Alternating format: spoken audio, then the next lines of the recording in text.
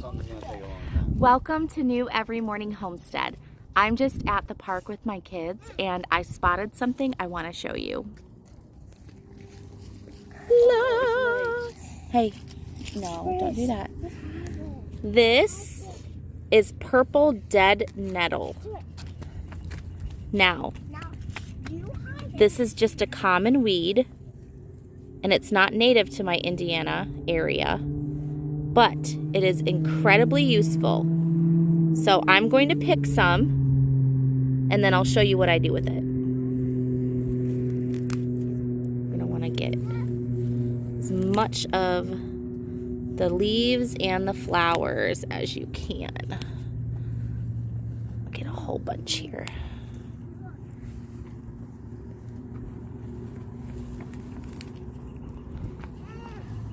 Sorry.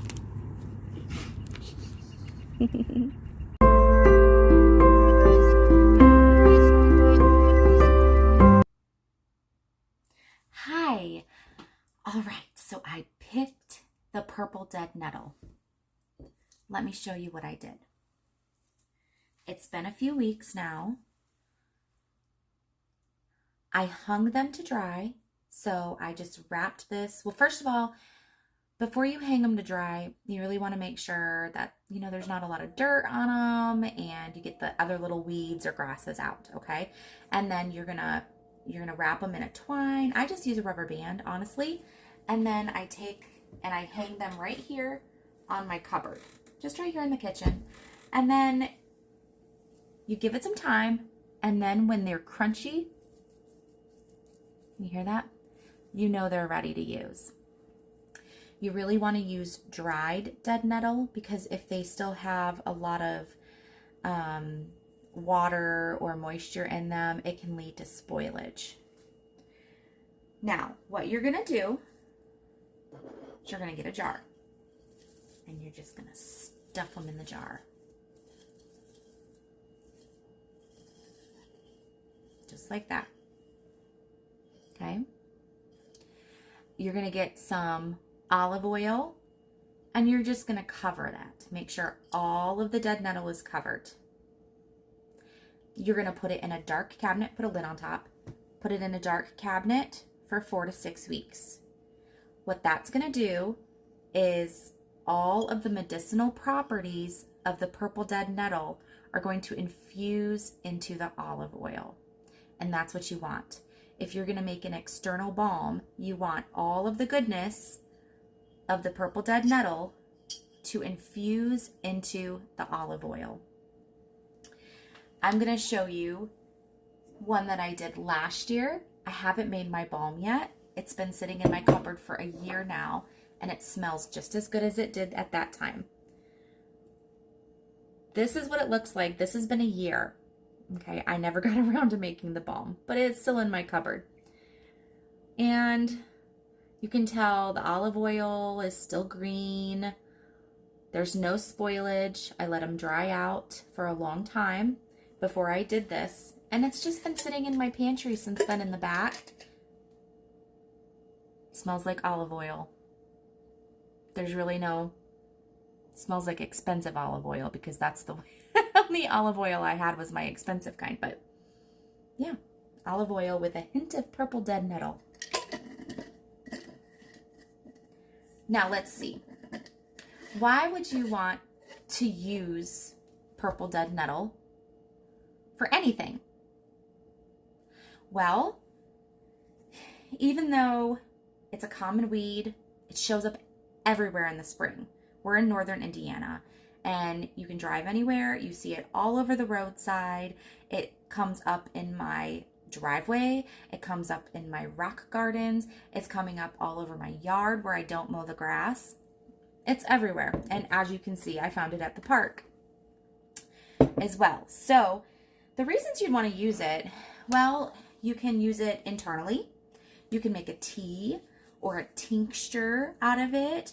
And herbalists use it to treat all kinds of things like allergies, it seems to me a lot of immune system issues. So like rheumatism, allergies, some cardiovascular issues, yeast overgrowth. It's thought to be very good for the gut. So you can use it internally for that.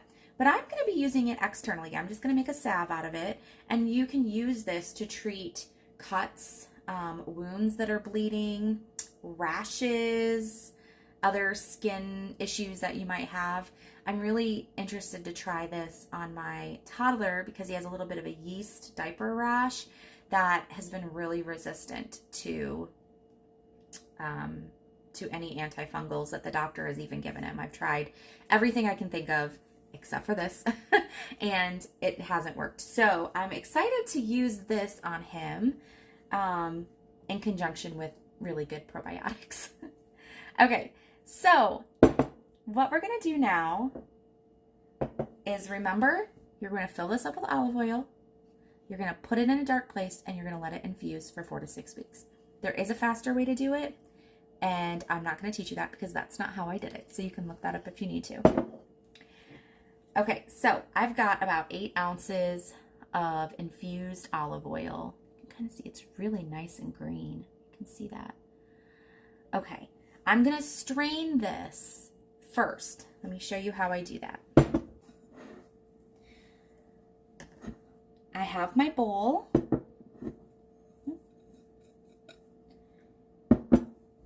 And I have a strainer. I'm just going to set that there. I'm just going to dump it in. Try to get everything out that I can. Now remember, this is 4 to 6 weeks after you've had it sitting in your pantry, infusing. Of course, this is a year, so if you forget about it in 4 to 6 weeks, no big deal. Pick it up in a year. Just gonna try to let it get all of it in. I'm gonna use, let me see. Use this, just kind of press it.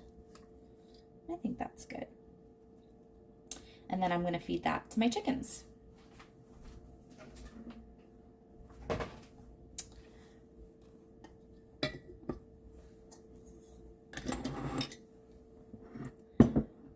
There is the beautiful infused olive oil. If you didn't want to do anything else, this is going to be good stuff right here. This is really all you need. You can rub this on anything and it's going to have the same effect. All right, but I want to be a little bit fancier and I want to make an actual balm.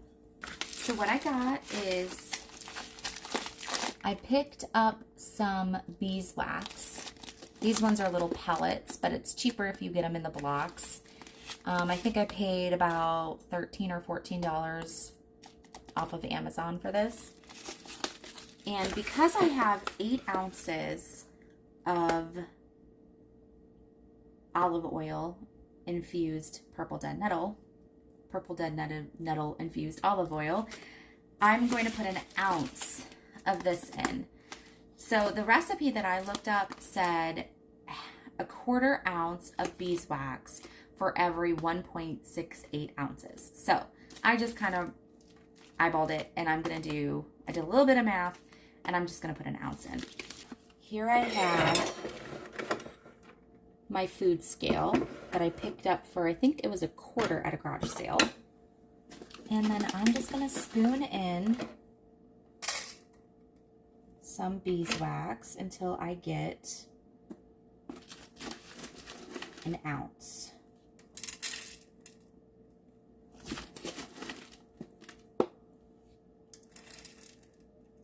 Almost there.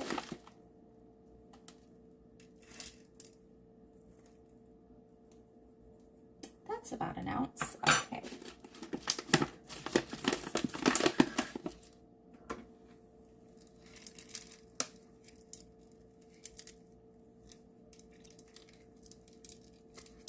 I'm going to go ahead and put that in with my olive oil. I'm going to give it a good stir. Now what I'm going to do is I'm going to take it to the stove and I'm going to melt that beeswax into the olive oil. I have my pan. I'm going to do what's called a double boiler system. So I have some water in the bottom. I'm going to put this bowl on the top and I'm just going to boil the water on the bottom. The steam will come up, it will heat this up, and it will melt it.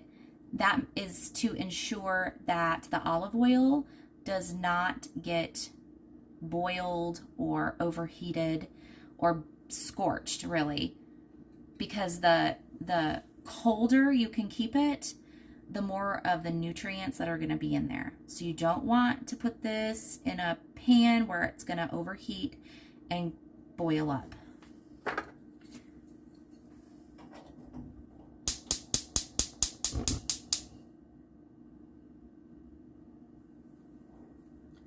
Okay, I'm just going to let that sit for a few minutes. Now, why would I want to use beeswax? This is the beeswax I'm using.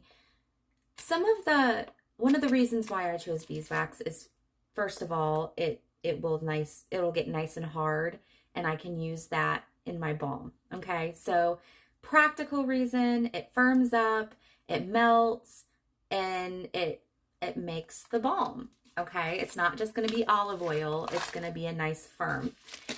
But another reason that I chose beeswax is because beeswax actually can smooth skin. It's very good as a lotion by itself. It can also help with common skin issues such as eczema and psoriasis. Also, it has properties that slow the growth of fungal infections and other types of bacterial infections, things like that. So I'm very excited to use this. I'm very excited to use this as part of my antifungal, antimicrobial, purple dead nettle, skin irritation soothing balm. Yes, okay. Another ingredient I'm going to be using is lavender. Lavender is also known to be great for the skin. It's a good like soother and things like that. So if I'm using this balm for skin irritations, this is exactly what I want. I want some lavender. So I'm just going to put a couple drops of essential oil into that after my concoction is all melted together. As you can see, it's starting to melt. It's almost done.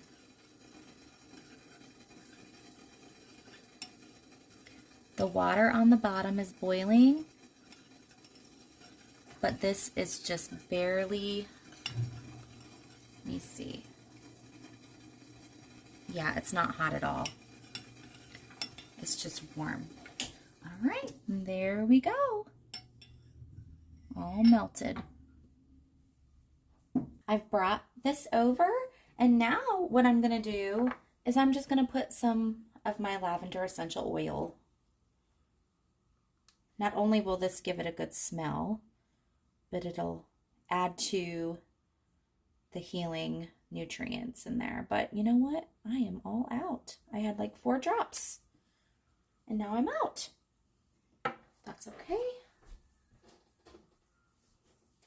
I think that'll be good enough anyway. Let me smell it. It's not very lavenderish. It's still a little olive oily, but that's okay because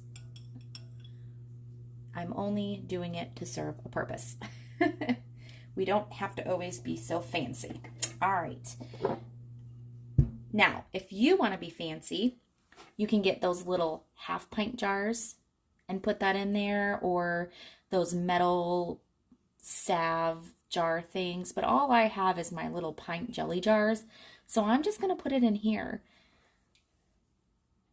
And to do that, I have this. This bowl is very hot, so I'm just going to pour. Oops. That's not going to work. Hold on.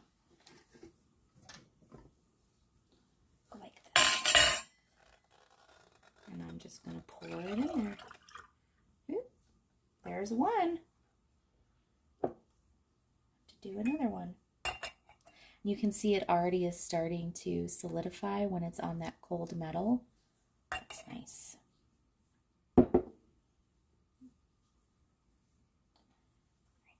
now. Didn't quite have enough for 2 whole jars, but that's all right because I'm gonna make some more with my newly picked dead nettle. See how it firms up? Look at that. Look at, I already have to, oh, that's so nice. Look. I'm just gonna rub it in. Oh my gosh, you guys. That is luxurious. Oh my goodness. That feels so good. Oh, it's beautiful. That's amazing.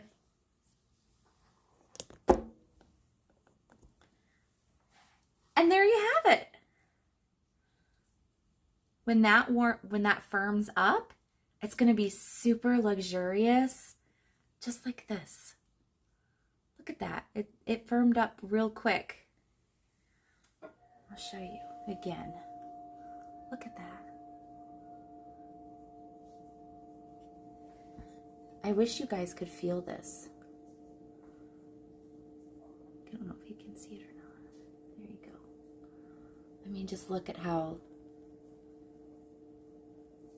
I mean, even just as a moisturizer, oh my goodness. I feel so fancy. That is great stuff. Okay, mission accomplished. Now what I'm going to do is I'm just going to put my lids on. All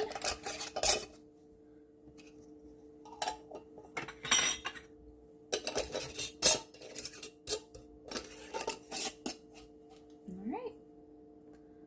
I'm going to let that firm up. I'm going to put it someplace cool and dark. I don't want heat, or I don't want sunlight to really reach this, and I don't know. I hear sunlight does bad things to it. So anyway, there you go. Purple dead nettle salve. So hopefully you're able to go out and harvest some purple dead nettle now that it's springtime and get your balm in the works, right? It's beautiful stuff. Pollinators love it. Even though it's not native to Indiana, I don't even think it's native to North America. We can make use, when God gives us lemons, we can make lemonade, right?